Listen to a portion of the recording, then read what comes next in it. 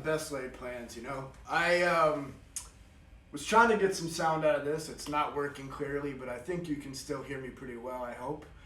And the whole thing is trying to bring value to this. What is that? Part of it is the sound quality, but I think we're pretty good to go. And of course, you're coming for the philosophy, right? And the songs, I hope. But yeah, first we're going to start off with a little exercise real quick. We kind of did this last week too, and we're going to break this down a little more even a little later on. But we're just going to take maybe like 20 seconds. You can close your eyes or not. But I just want you to identify everything that you can hear. And obviously it's going to be different for all of us. We're in different places, which makes this really interesting.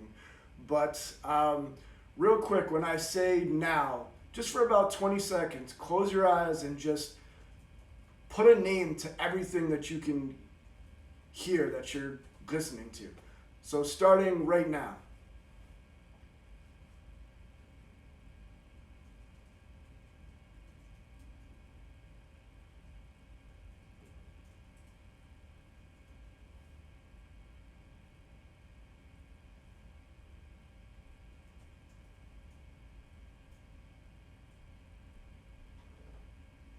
All right.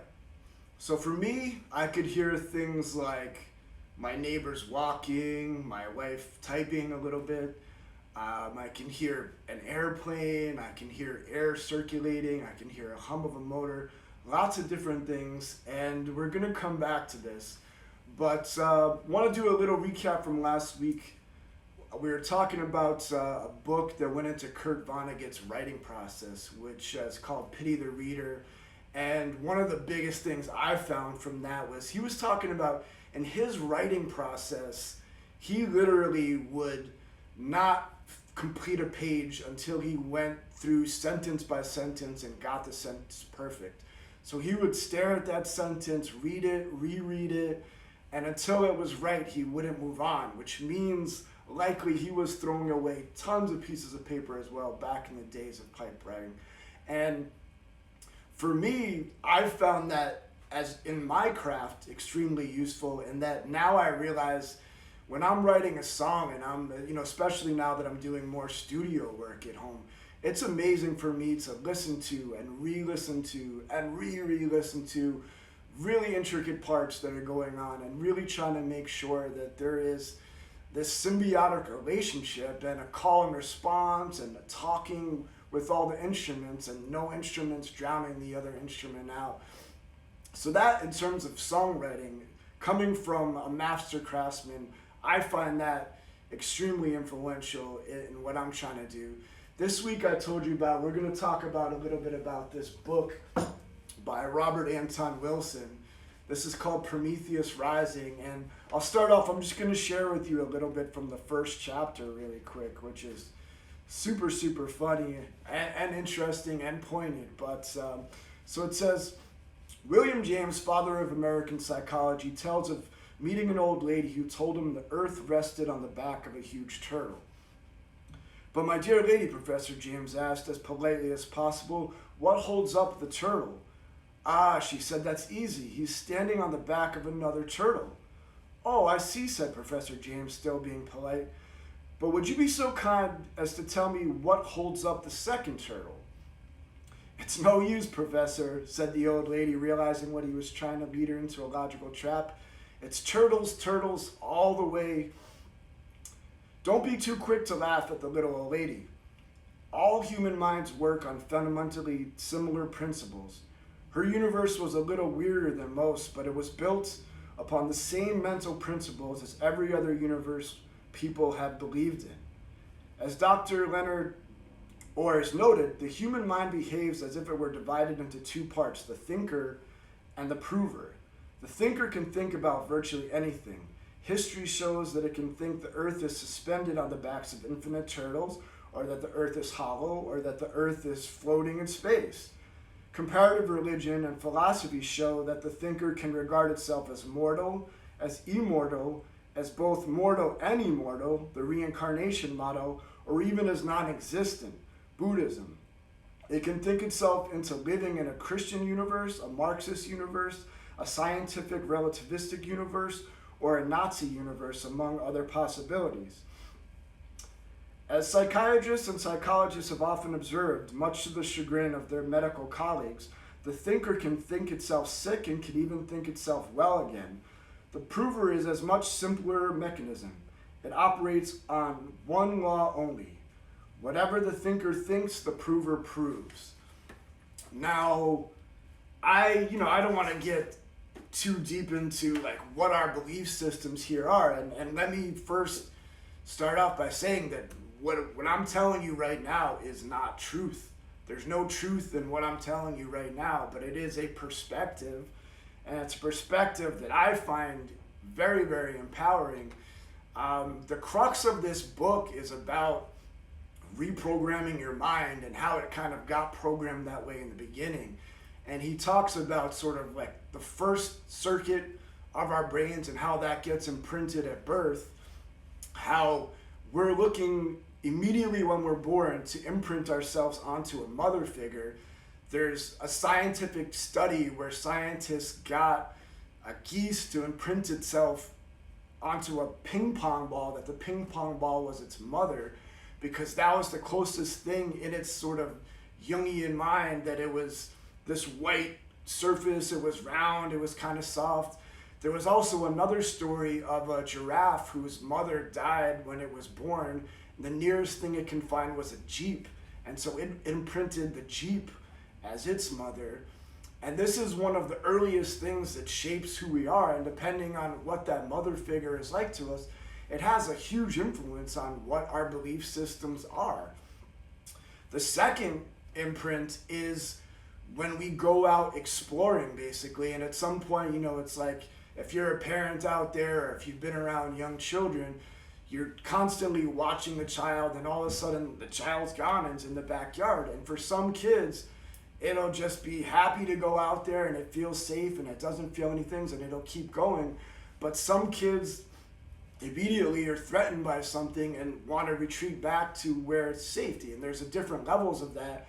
And that even plays out into how people are experimental in things that they're, foods that they would eat, even as far as that. And it can really pinhole some of us into thinking that where we surround ourselves with is the reality. And based on this, we are all operating in our own individual reality tunnels, which is an amazing thing to behold. I mean, not only that, but constantly you don't perceive the color green the way that exactly that I perceive the color green. And I'm not perceiving the taste of something spicy the way that you taste things that are spicy. We have a common understanding of it, but we go around with this feeling that reality is reality and this is the way it is. And so how does that philosophy play into what I'm up to right now and what this is all about for me? Well, ultimately, it's into a belief system of, do I believe that what I'm doing and what I'm putting forth into the universe and my artistic creations have value to people?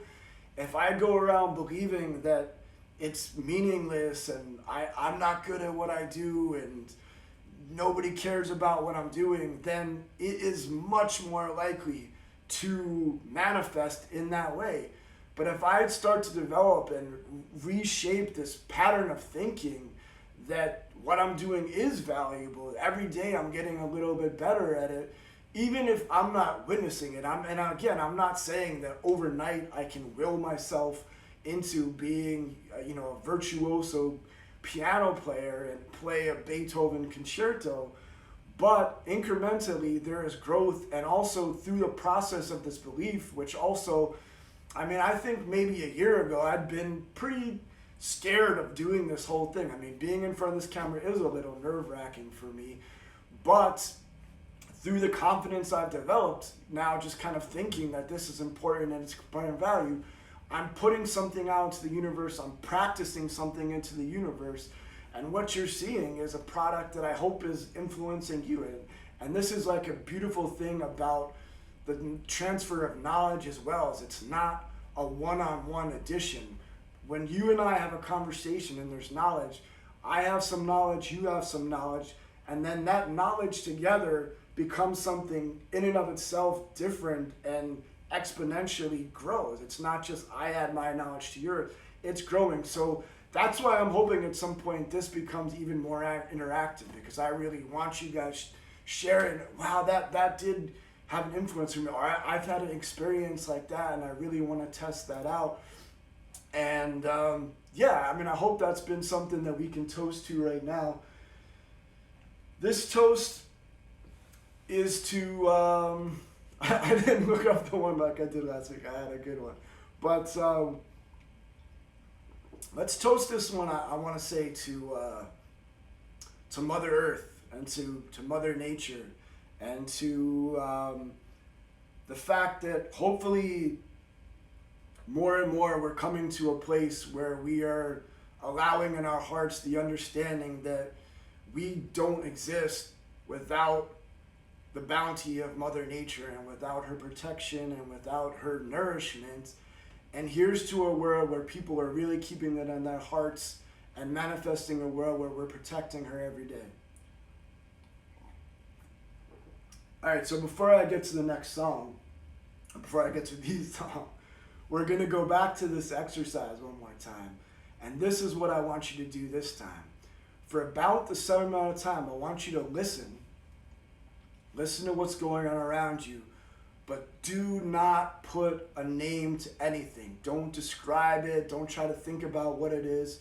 Just hear it, let it be, and just let the sound come to you. And we're going to start this right now.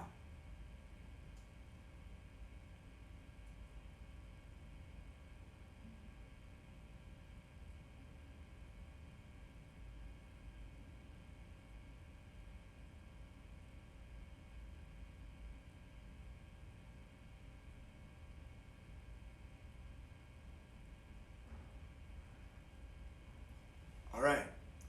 What was that like for you? I definitely, if you get a chance, DM me. For some of you, I hope you experienced sort of a little bit of a blissful kind of feeling, or maybe a little bit that you're floating. I honestly took that directly from a Robert Anton Wilson lecture. If you get a chance, he's got a lot of lectures online. But he describes that what we're doing actually is shutting off the semantic left brain and causing the right brain to work harder, which in essence activates your parasympathetic nervous system. And also this switch between hemispheres of your brain generates endorphins, and endorphins create this relaxing feeling. And it's meditation that you can do even when you're walking down the street, or you could be at an adult party and you could be meditating and nobody knows that you're even meditating. And it's something to keep in mind, because those endorphins will keep your heart rate down, keep you relaxed, and can be something that can, even help you prevent a little bit of high blood pressure and things of that nature. With that said, something that relieves a lot of high blood pressure for me is my practicing music, being that it's kind of therapy for me. I wish you could see this right now. I don't want to, even by, starting to adjust the camera, it's going to make things go nuts, but I have this mic stand with like books balancing it over here because I need to get a new mic stand. But in any case, I think you maybe are here because you saw the promo song that I put online, and that's a song called Somewhere Now, and I would like to sing for you the whole song on that one right now.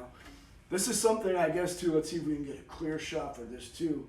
We'll make this into a TikTok video later. I've recently got turned on to that, and man, it is like a drug. It's kind of not good, but I've come across a lot of good recipes, which has been nuts.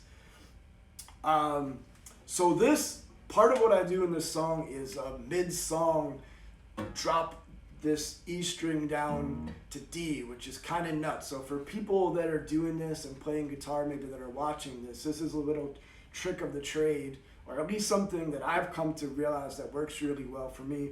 And the whole idea is to find yourself a signpost, basically. So for me, I can see that this right here, I need to basically turn this nut exactly so it's pointed, it's almost like a dial, just past this. And when I can visualize that, I don't really need to think about the tone. I can do it in a visual way, and it works pretty well. Takes a little bit of practice, but I recommend you give it a try.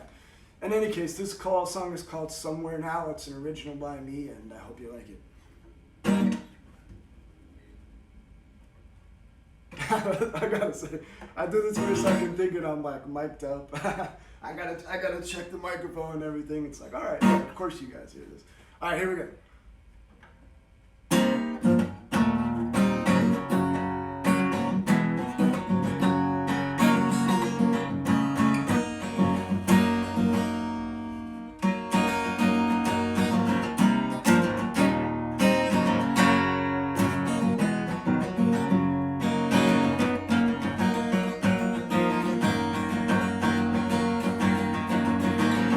Roll the coast and no calls, and I was happy to be lost. Kept on bumming me rides till I got tossed outside.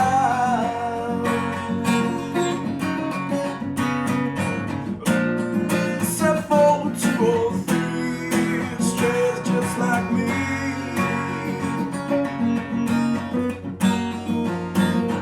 Pass me a bottle, tossed it back, wrote a letter to my pals. Are we somewhere now?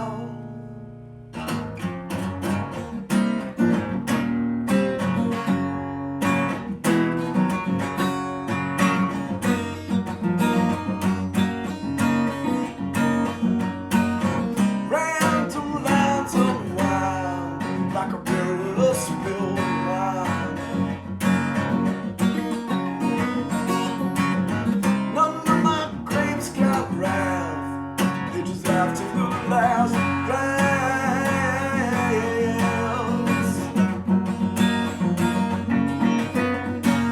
Alone, except for coming hounds, taking turns getting it down.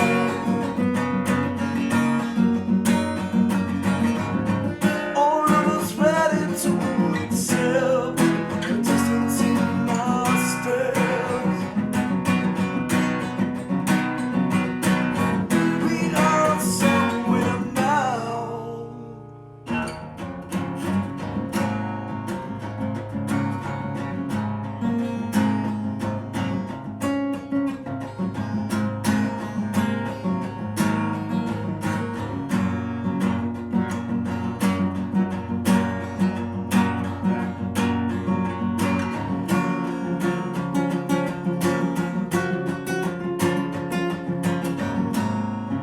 Sunlight bent the trees, mountains kiss the sea. The moonlight's out of scream, she's ready to shine for you. We walk in between cracks and gravity. I counted up my steps on the sea.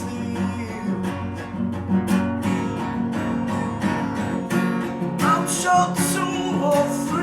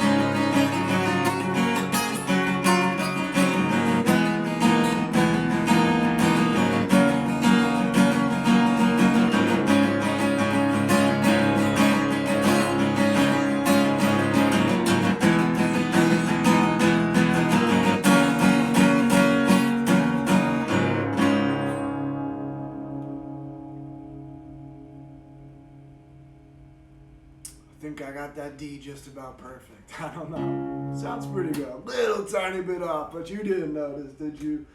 All right. I think our time for this week has come to an end. Thank you so much for joining me. It's awesome to have you, and I'm working every week at getting this a little bit better, so forgive the bumps and the bruises, and definitely want to know what you're thinking. I want to know how you're doing. I would love to hear a DM for you. If you have any questions, suggestions, comments, please. I appreciate every little bit of feedback, because without it, there's no growth, and that's what we're all about here, right? It's growing every day, even if it's just by 1%. Have a wonderful week, and I will catch you soon.